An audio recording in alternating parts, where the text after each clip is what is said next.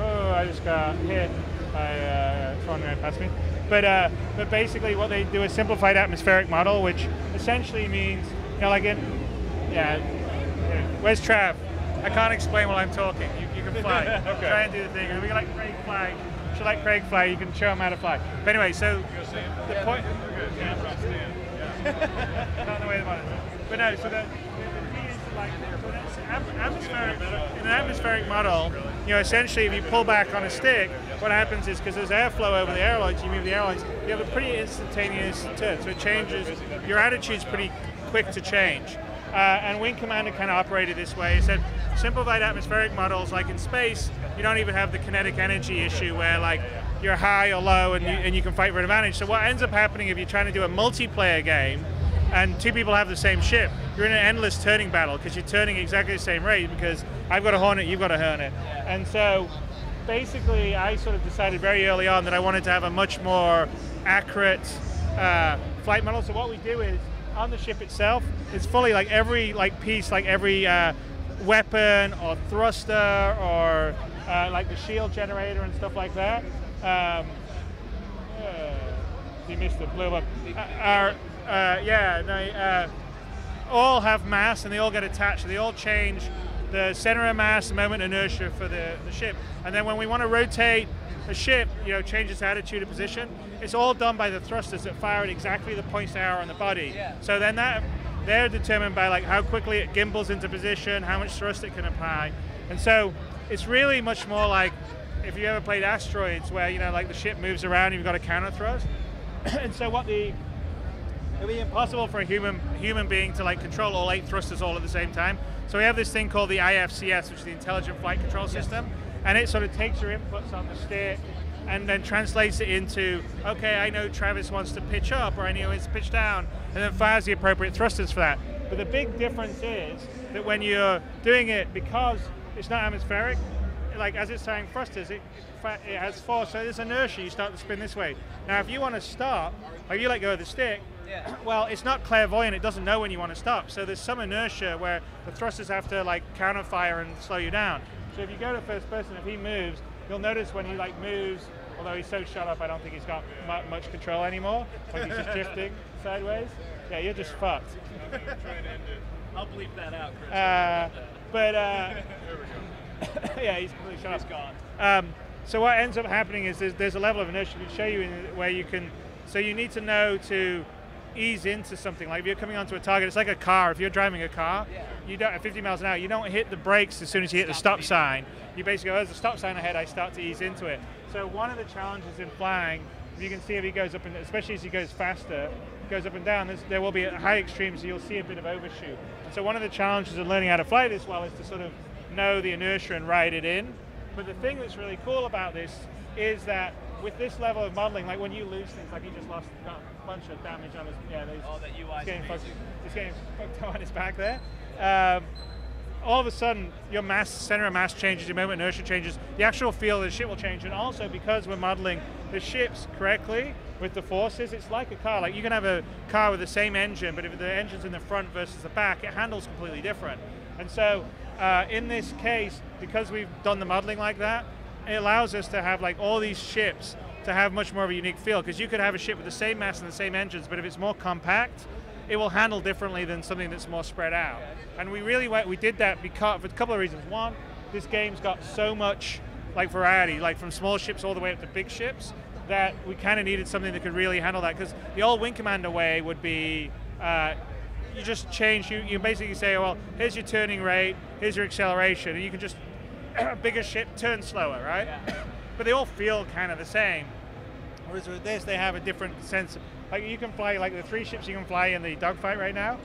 Yeah. If you fly them, the Aurora feels very different than the 300i that feels different than the Hornet. Like the Aurora is sort of like the kind of small starter ship, kind of feels very much like a Mini or a Volkswagen. Okay. 300i's like quicker, it can turn tighter, can't take as much damage, hasn't got as much weight. Doesn't have as much but it's much crisper. The Hornet's sort of the big dogfighter, it's heavier. So it sort of has got a lot more sort of momentum and inertia and slide, but it can take more damage and can punch out more. And that's just that's just on this level, right? So there's a lot more, and there's a lot of different things that we can do once we get to that fully accurate physical model. So like when you're in it, we can do things like you can do the classic like Battlestar Galactica maneuver where like we decouple your orientation control from your velocity control. So like you see it in Battlestar Galactica, they go forward and they flip around and shoot as they go backwards. So, which is basically which is exactly what Travis is doing right now. He's flying backwards and firing. But there's also, we've got these other levels. We've got G-safe. Right now when you fly by default, you have G-safe on. If you look, he's got G-safe on now. Travis can turn off G-safe. Now what that means is, now he's turned that off. When he starts to turn tighter, the IFCS is now not protecting him against G's. So like, if you got G-safe on, the IFCS actually slows you down so you can, when you want to turn high, so you don't pull so much G's. But now, he's turned it off, so it lets you pull a much tighter turn, but at the risk of blacking out. Yeah. And if you go the other way, it'd be red out. And then we have ComStab, which is kind of like the equivalent of traction control in a car. So what ComStab does is lets you hold a turn better, like crisper in a turn.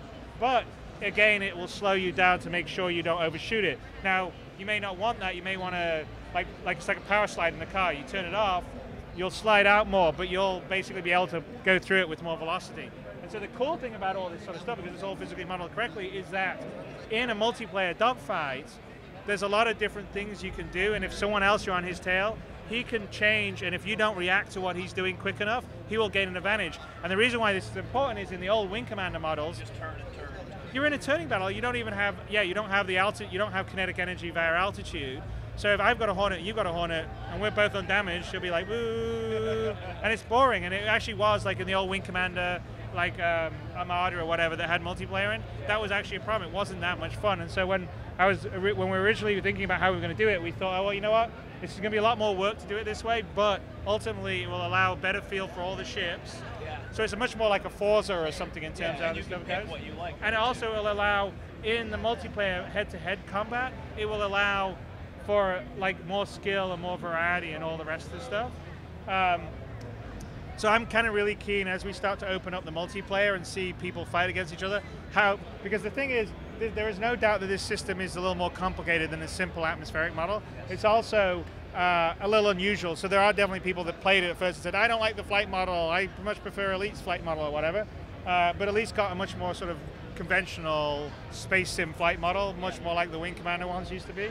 Whereas this one, again, like I said, it's more about the inertia, but once you learn how to use it, and learn how to use the different modes, I think you have a lot more opportunity to do some really cool stuff. In the final Star Citizen, will you be having some sort of tutorial that kind of like leads people into? Oh, totally, yeah. And we're actually even going to do a tutorial here on the Arena Guide. I mean, we got this in people's hands super early, so we still got stuff like on the IFCS modes. Like we still want to do some extra kind of things you can do. We want to maybe try and figure out how to make, to counter some of the inertia issues for early. Because like the idea would be for a beginning pilot, like someone that doesn't really need to know all that stuff, they can fly and have a lot of fun. But then if you want to like really become good and expert, then you sort of, it's like StarCraft or something where you could like, you can play it on a mouse, but like really you need to use the keyboard and the mouse at the same to get the full advantage. So we're still at the early stages. We still got some stuff like some of our various control input methods we need to refine. We've got to do a better job on some of the HOTAS stuff. And we're going to play around with some different stuff in the flight control. But long term, I think what we're doing is going to make it much more interesting and much more fun. And also work better because also you can kit out your ship.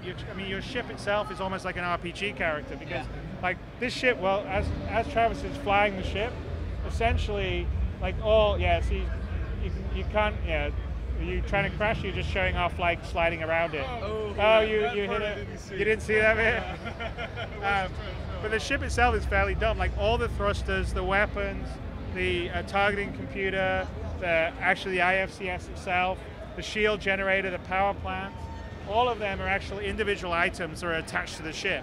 And they all communicate, and they all communicate with each other.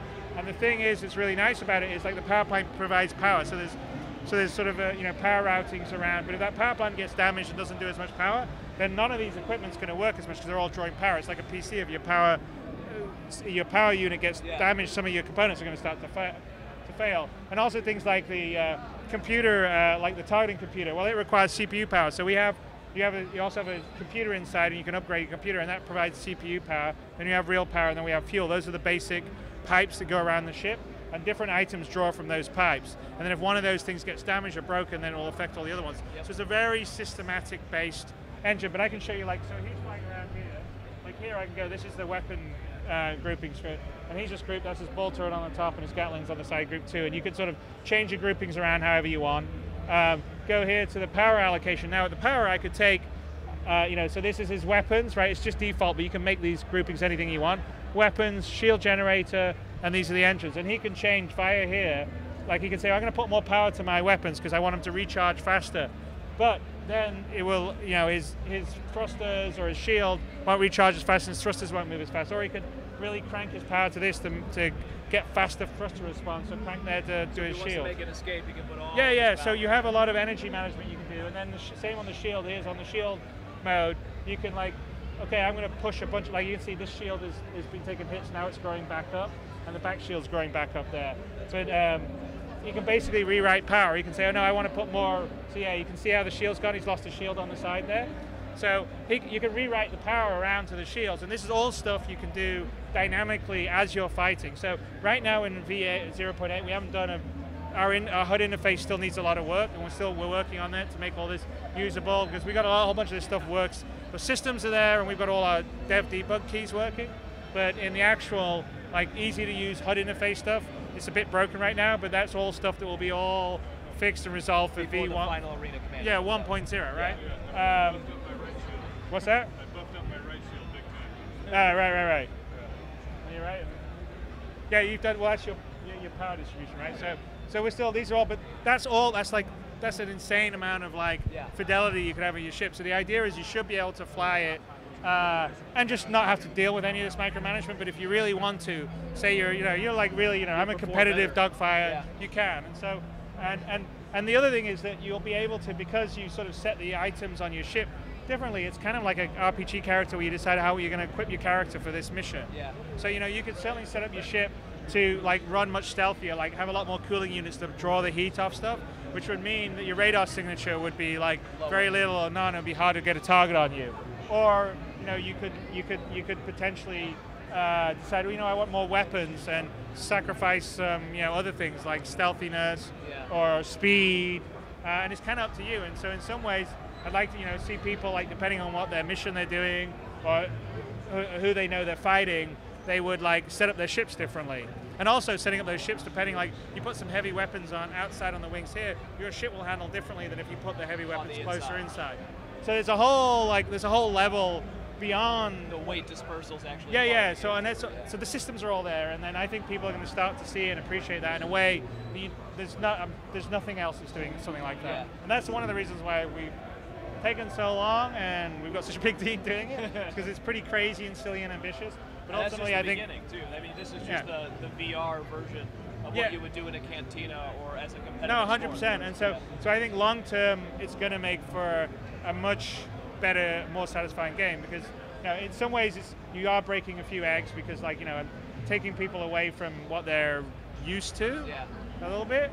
But ultimately, I'm pretty confident that it's going to be better, because again, when you're flying a bigger ship, it's got to handle differently. I mean, it's got to handle okay, I'm flying, a big tanker or something. Yeah.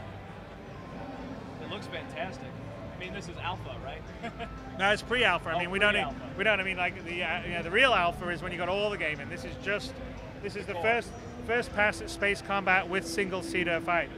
Yeah, and have you seen what the game looked like a year ago, and you see the difference in fidelity and the model, we've upgraded the model and everything else, just imagine what it's going to look like in another year or so. Yeah, so absolutely. Yeah, I mean, the shift to PBR was actually a really big shift, because it means that the way the lighting reacts on the different surfaces. Yeah, what's happened with that, but ignore that, that shouldn't be that. Let's cover that in shadow. What's that? I said we'll cover that. I don't know what happened there. You're in high res, right? Yeah. It's like it's not got any texture on it. It's got, that's fine. Again, not only like that. Oh! Just pull out. Yeah. So no, I mean, it's fun, and the big key is that I think it's really nice to get it out to the backers this early, because then they can sort of play it and give their feedback. You know, we can see what they like, what they don't like, or if there's areas that we feel like, well, we need to like do a better job of training you or educating you on how it works, like the flight model and all the different controls, and we can do that. Yeah, absolutely. It's looking fantastic already, and now it makes me sad that I still haven't been able to play it.